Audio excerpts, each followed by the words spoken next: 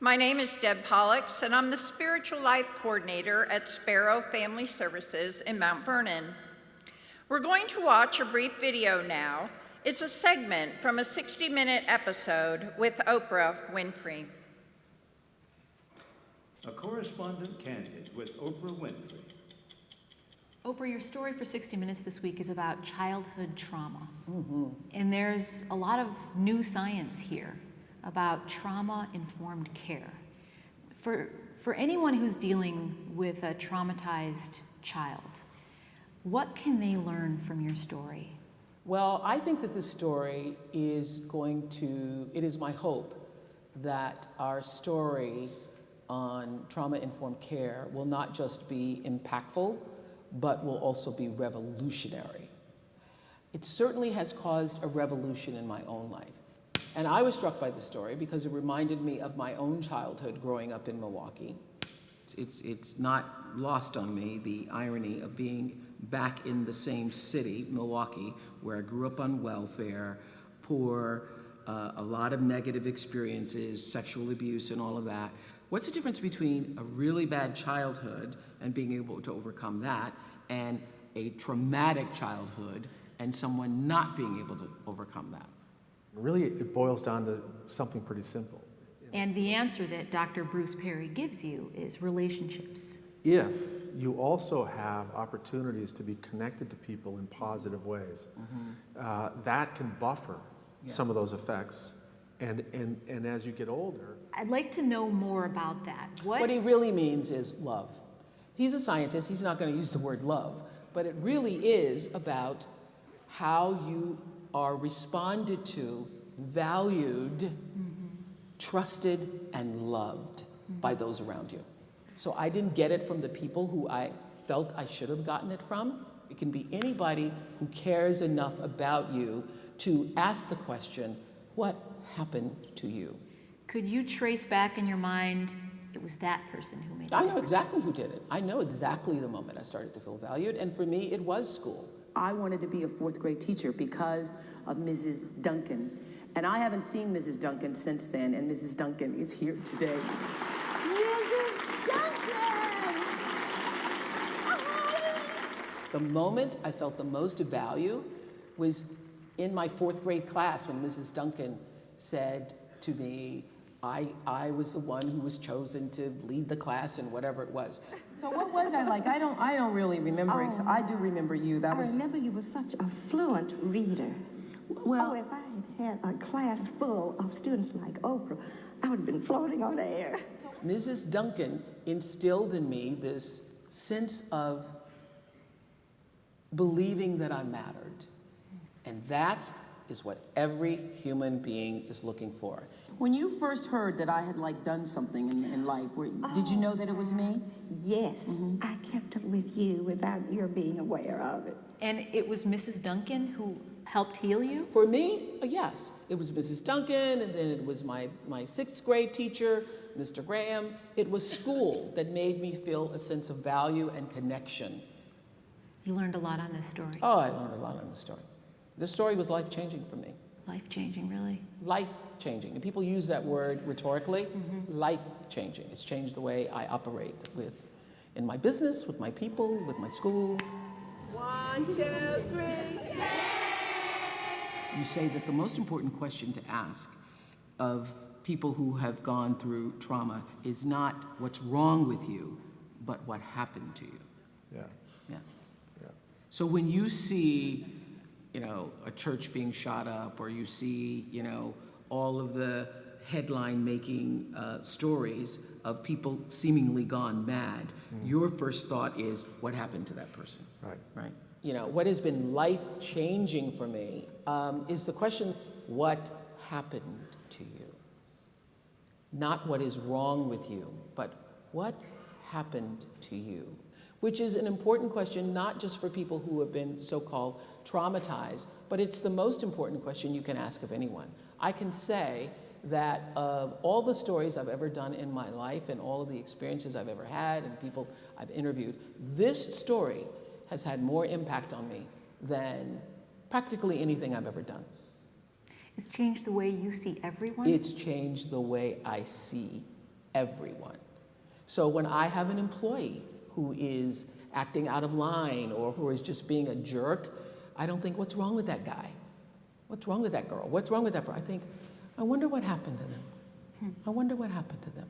I wonder what happened that caused them to behave that way. That's what this story did for me.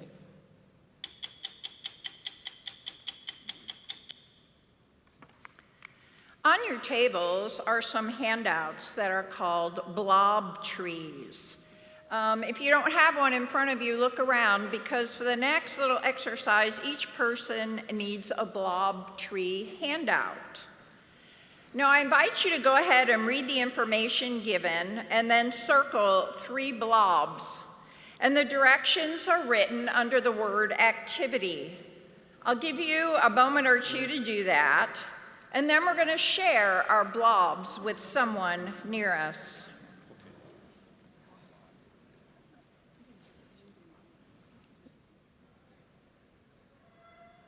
At this time, I'd like you to turn to someone next to you or in front or behind you and share what blobs you circled and why you circled those. May not be finished, but. Okay, I know you may not be finished, and feel free to take this or take extra copies and use it in whatever way might be helpful. Some of the blobs, as you noticed, are alone. Some of the blobs are being assisted by other blobs. Now, if you remember, Oprah said that having one person who valued her and loved her was the key in her life. Oprah also said the question to ask is, what happened to you? You see, circling the blobs is only a part of our story. Explaining why we chose the blobs reveals so much more. Being able to self-reflect with guidance is very helpful for our youth who have been traumatized. Sensory activities using art and music and movement are also very important in the healing process. The youth we work with have experienced brokenness in many different ways. And unfortunately, they link who they are with that brokenness and claim it as their identity.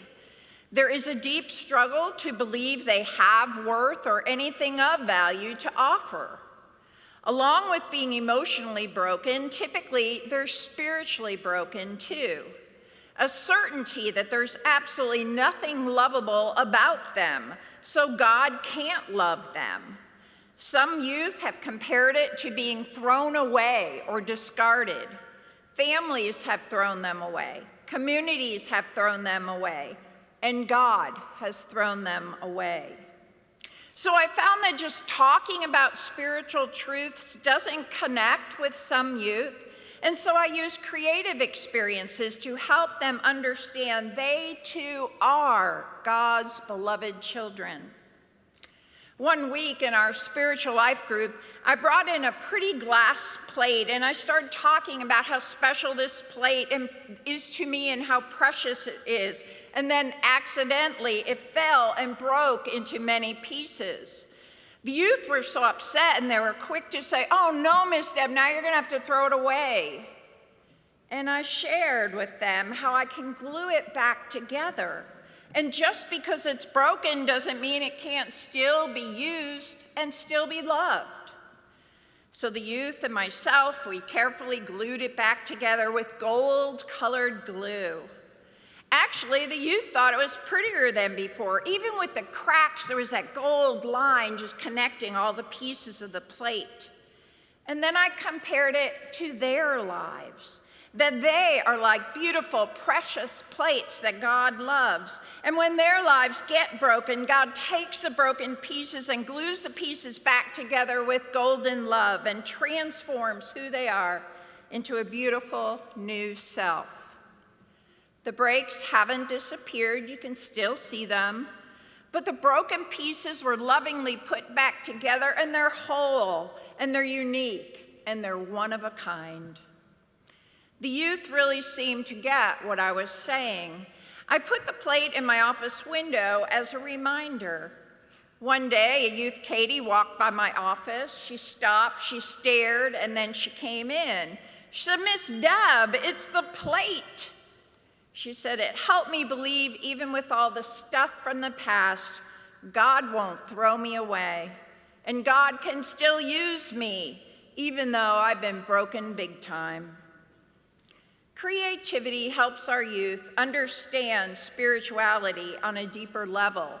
It helps get out things that can't easily be described with words.